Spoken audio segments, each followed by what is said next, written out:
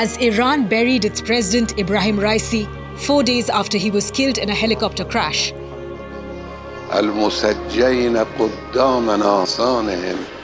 Is there an attempt to bury the truth as well? Iran and the world have been divided over Raisi. Many revered him for being a hardline cleric. Others found him revolting for his crackdown on dissent. But there is no ignoring the fact that he was the second most powerful man in Iran, and his untimely death is not that simple. So as we still wrap our heads around what happened, there are 5 reasons why there is more than meets the eye over Raisi's death.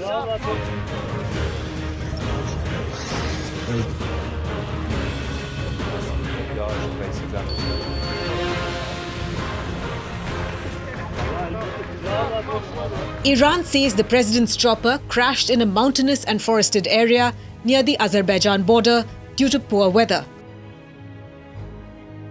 But Raisi's chief of staff, Ghulam Hussein Ismaili, who was in one of the 3 choppers that was part of the president's entourage, had a different story.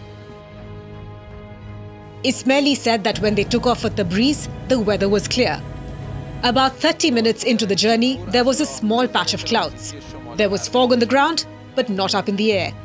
Ismaili said Raisi's pilot, who was the commander of the fleet, told the pilots of the other 2 choppers to ascend above the clouds. While the other pilots did as ordered and rose above the clouds, the main helicopter carrying the president went missing. All attempts to reach them via phone or through radio ended in failure. Accompanying Raisi was his foreign minister Hossein Amir Abdullahian. And that itself raises the question as to why Iran would put both the president and the foreign minister in the same aircraft.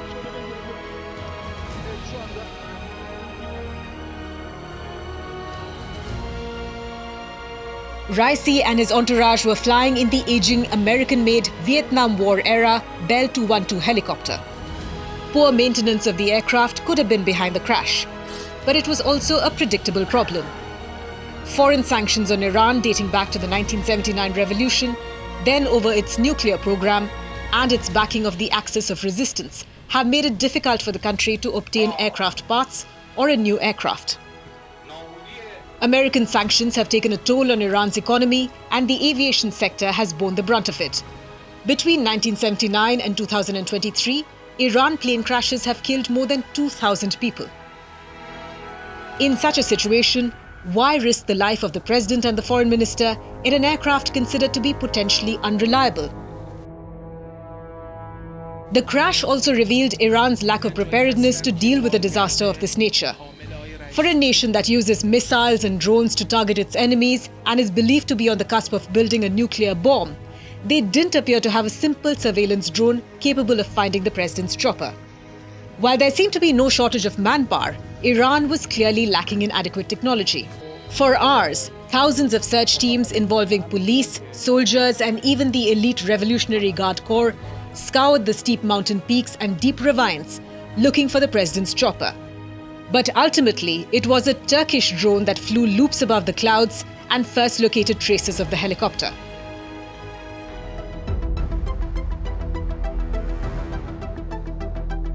The finger of suspicion is also pointed at Iran's longtime rival, Israel. For the past 7 months, Israel has waged a war in Gaza that was triggered by Hamas. Iran has been repeatedly accused of backing Hamas and opening multiple fronts against Israel through proxies like Hezbollah and the Houthis. And then a month ago, Iran and Israel came on the brink of a full-blown war.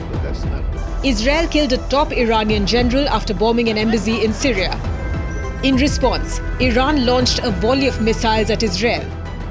Then Tel Aviv responded with a limited attack on a missile defense system in Iran's Isfahan province that also hosts a uranium enrichment plant. Israel's spy agency Mossad has been known to assassinate Iranian scientists and generals, but they have never gone so far as to assassinate a prominent Iranian politician, that too, a president. Israel knows that it would amount to an act of war and invite the fiercest response yet from Iran. So would Israel have taken such a risk? While Iran will be holding elections in July to elect a new president, the big question on everyone's mind is, who will be the next supreme leader? The incumbent is 85-year-old Ali Khamenei, who has been battling ill health. Raisi was seen as Khamenei's protege and was widely expected to take over from him. Now, with Raisi gone, the path has been cleared for Khamenei's 55-year-old son, Mojtaba, who has already been considered as one of the top contenders in some circles. But such a move would be a shift from the principles of the Islamic Republic, which overthrew a repressive monarchy in 1970 and has prided itself for shaking off hereditary rule. In Iran, it's the supreme leader who calls the shots and not the president. For such an important position, would someone be willing to kill for it?